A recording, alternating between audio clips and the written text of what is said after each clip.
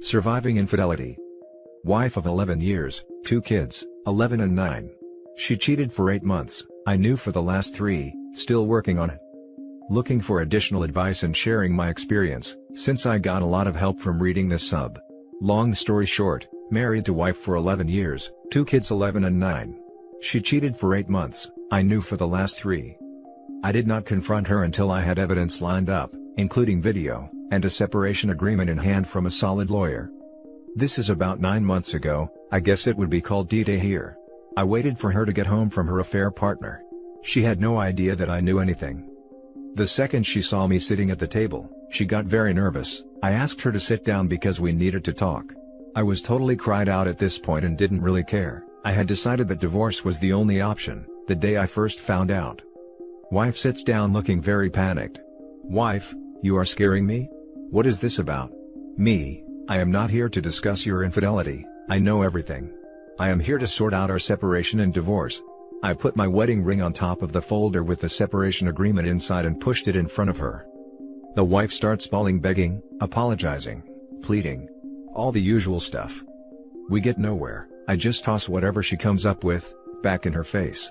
I love you, me, you hurt me the worst I have ever been hurt and sleep with other men because you love me so much? After a couple of hours, I tell her to go to a hotel and that we will continue tomorrow. I tell her if she doesn't sign the separation agreement, I will tell everyone today what she has been doing. I know, signed under duress, but at the time, I just wanted it to end. She ends up signing, she leaves and I receive messages and calls all night. I answer occasionally in one short responses. Mainly, I will not read this message or talk to you until tomorrow afternoon. The next day the severity of the situation has sunk in with her. She begs for another chance, marriage counseling, etc. She will do anything. I informed her that I would file on Monday and that she had 90 days to convince me that divorce is a mistake. I don't know why I offered that. I was weak, I had decided to end it and I just folded. The next day, I had prepared a list of things she had to do. I didn't show it to her, I just told her the list existed and unless she abided by it, we would be no contact apart from the kids and that the divorce would be unstoppable and I would inform everyone of what she had been doing.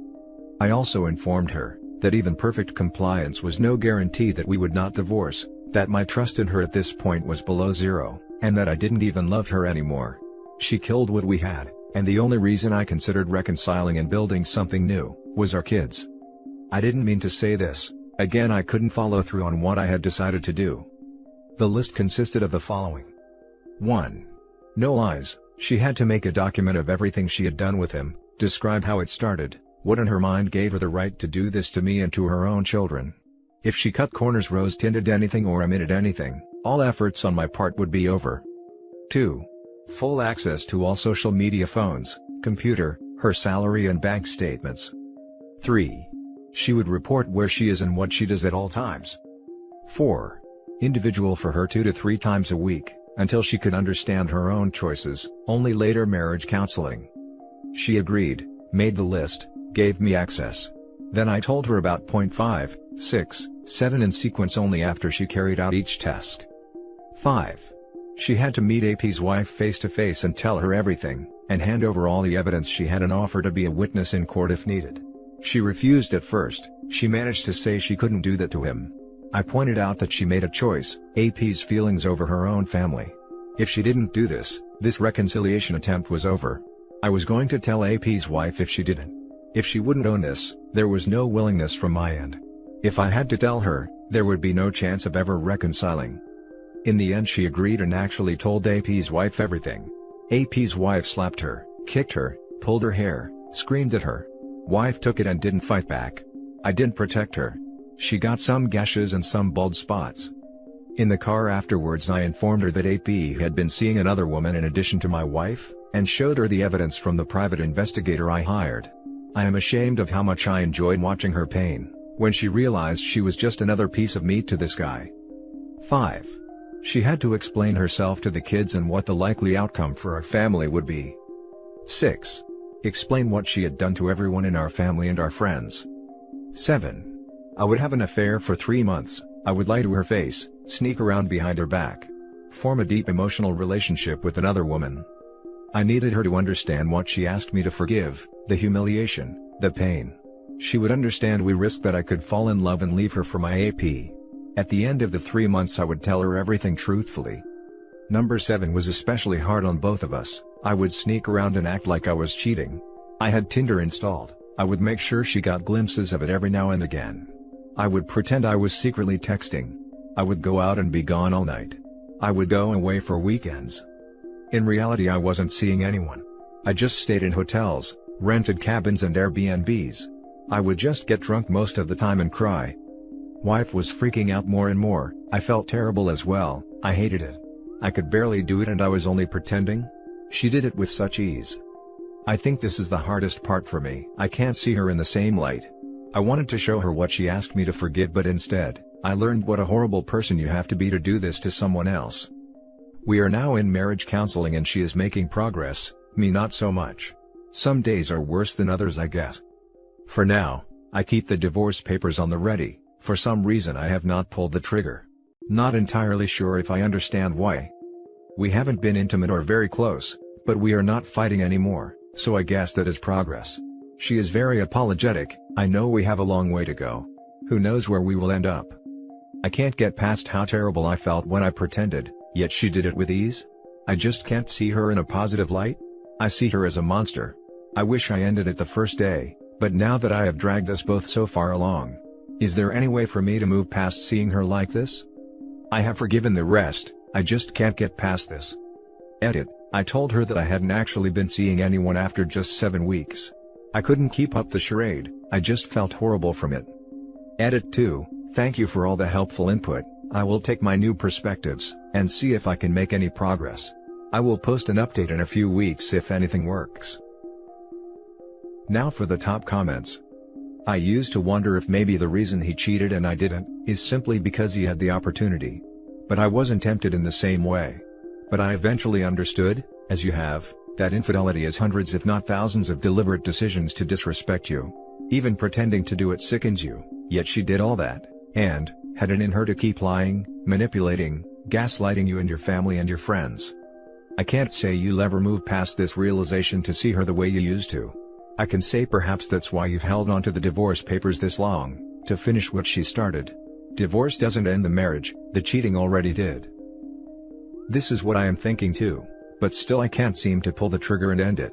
For some reason, I am holding on. I see her as a monster now. I just don't know if I can change that. I will bring it up in counseling as well. Thank you.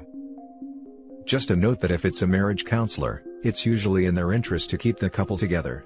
If you don't have an individual counselor, I suggest to try that. It's great for an unbiased perspective. I gave the cheater the choice to end the marriage and he did. Maybe it's not so much about who pulls the trigger, but how long will you suffer in a dying marriage just to see if it can be fixed. I will get a counselor for myself. If you didn't have the stomach to torture her as revenge, you should have just ended it. It takes a special person to revel in others' dread. Yes, it was hard. I thought it would be good for me. That hurting her would make me feel better. But in reality I just damaged myself. I have nightmares about pretending to cheat still. On really bad nights I have horrific dreams of actually cheating. I'm so sorry you were betrayed and hope you can find a path to peace. I sort of think you should just explain this to her. Show her how maddened her treachery had made you, but then regain your sanity, by ending it right there and then. She will have felt the full weight of consequence due to her actions, and you will have an actual chance to heal. Don't try to force something that will only cause you more pain. I have talked to her about it. She has tried to trivialize it earlier. I guess I just don't trust or believe her. Maybe that's why I'm staying around? To get her to see this, face it. Now for the next story. My ex, 28 female, messaged me today after no contact for almost 2 months saying she's sorry, and that she wanted to know if I would give her another chance, but she honestly hurt me a lot when she left and over the time we were together. Do you agree that I shouldn't let her back in? So, my ex and I were going on 7 years together and she ended it out the blue. Well, more so I should say, she ignored me for a few months and selfishly refused contact with me until she was ready to leave me to suffer alone. Now I know I brought my own doom upon me for not leaving sooner and I may be stupid for that, but I never wanted to lose the woman I was madly in love with. She was the type of person who got angry at absolutely nothing, and always did. She started literally every fight we ever had. Let me give you some examples. I once crossed the road without her and she reacted by crying, pushing me off of her in front of everyone, telling me to F off, and then had me stay with her while not saying a single word to me for hours, until I went home just to finally apologize for her behavior. Another time she thought I had killed a spider in her room, and reacted the same exact way. Her go-to was to just start something and then shut down, always saying, "This is how I feel, I can't control it," yet not even try to change. She was manipulative as hell, and so controlling. I couldn't have my own opinion or thoughts, it was always her way or no way. She would overreact to absolutely everything and just get crazy out the random. But I could never say anything because she couldn't handle criticism. If I ever told her no or that I didn't agree with her, she took it as a personal attack and would get pissed all over again. She hated that I hung out with my friends, but she never took the time to actually get to know them. I would invite her to come, but for whatever reason she had decided, "I don't like your friends, they steal you away from me." She would always bring that up, and try to make me feel like I am putting her in second place when that was never the case. She was angry all the time, major problems at home with her alcoholic/emotionally and verbally abusive father, and always took it out on me. She could never talk to me when she was mad, even if I had nothing to do with the problem. She would call me a B for not fighting back with her. Maybe I was a B though, because I never stood up for myself. She would yell in my face and curse me out until I cried. She would punch me in the chest and arms and want me to say sorry to her, for making her upset. She never once said sorry for all the times she hurt me. Her excuse was, "I can't change how I feel, I don't think I can ever forget that you did this," and my idiot self always said sorry. I always told her it was okay, when it never was. I had to bite my tongue, because in my heart, I still loved her and wanted to be there when she became a better person. She expected me to read her mind, instead of actually communicating with me and saying what she wants or needs, and then would be angry that I didn't do whatever she was thinking. Anytime I liked something she didn't, her response would be, "Oh, that's stupid, I don't like that." She took away the words "I love you" and any affection when she was angry. I was so freaking patient and understanding, that she had a lot of crap wrong in her mind, but I never should have accepted all the mental abuse she put me through. She found it so easy to not talk to me for a day or so, when I could barely go a few minutes without replying if I was able to. She was never a good texter, so she would go a few hours without replying, but would get mad at me if I didn't reply immediately. And when COVID came, she super shut down and probably had the worst time of her life happen to her. She lost her job of nearly 10 years, and had to deal with her father drinking himself into a coma and nearly dying, just to go right back to drinking after he got back home. Which I know took a huge toll on her, especially since I couldn't be around. She was very adamant about not seeing each other to keep her mom safe, which was fine, super careful and freaked out about the virus, so even when we saw each other the few times, we had no physical contact. Which freaking sucks, because both of us had tested negative. She told me I can't come over anymore and she won't be coming over, and I guess with there not even being a foreseeable end to this pandemic, she convinced herself that there was no point in her waiting for us. But she became even more angry during that time. She would start fights just to have a reason to not talk to me all day. She would be mad at her dad or brother for not social distancing, and just be pissed off at me. She started trying to make me jealous, by continuously telling me how hot some random freaking new musician she started listening to on Spotify was. And started working out, which I was so proud of her for, because she always felt ugly in her own body, but would try to put me down by telling me, "Oh wow, I have never felt more happy in my life before, than when I do after I exercise." She would also always go through my direct messages on social medias every single day, trying to find something there never was. I didn't have crap going on behind her back, but for some reason, she never trusted me and that crap hurt feeling, like I'm just being accused over nothing. Then the super crazy fights happened. The woman I loved became racist on me? For context, I'm white, she is Latina. When the protests started, she was always saying how they are so stupid. I told her I don't agree with that, and they are for good reason. Now the rioting and looting, yeah, dumb, but the real message being portrayed is a real issue. I told her I would attend a protest in my life, and her immediate reaction was, "Why don't you go find yourself a little black girlfriend then?" I mean, who the absolute hell says such a thing? For the first time in my life I actually was angry. I told her that might be the dumbest freaking thing I've ever heard her say, and she grew a hatred towards me since that day.